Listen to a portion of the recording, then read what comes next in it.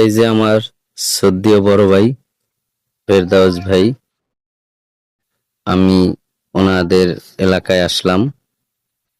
আমাদের সাথে আছে মোফাজ্জল ভাই। ওনাদের বাড়ির কাছেই একবারে ইন্ডিয়া আর বাংলাদেশ।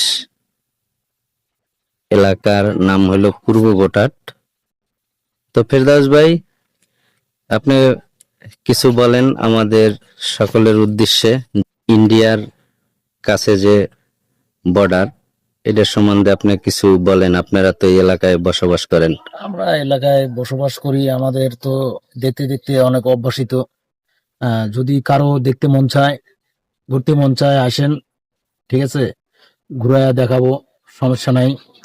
আমাদের এলাকা এটা, এখানে দেখা যাচ্ছে যে আরো এমন জায়গা আছে, ভারতের অনেক কিছু পাওয়া যায়, এটা কিনতেও পারবেন, কোনো সমস্যা নেই। জুতা, ক্রিম, কসমেটিক, শাড়ি, কাপড়, যা টা লাগে আর কি।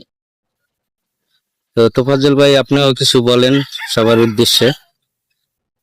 আসসালামু আলাইকুম। আমরা তো বর্ডারে থাকি, আর বর্ডার আমাদের কাছে আসলেই যারা জানে না, দেখে নাই, তারা মনে করে বর্ডারে যেন কি। আমরা সবসময় থাকি, আমাদের কাছে আসলে বর্ডার ভালো লাগে।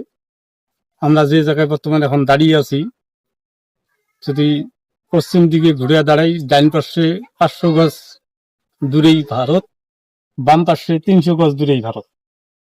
এই মাঝামাঝি বরাবরই আমরা দাঁড়িয়ে আছি। এইরকম বর্ডারে আসলেই ভালো লাগে। আপনারা ঘুরতে চাইলে বর্ডারে আসতে পারেন। তো আপনারা তো শুনলেনই, আসলেই ভারত বাংলাদেশের বর্ডারের কিছু দৃশ্য আমরা ভিডিও করলাম। তো আপনাদের যদি ভিডিওটা ভালো লাগে, অবশ্যই লাইক, কমেন্ট, শেয়ার করবেন।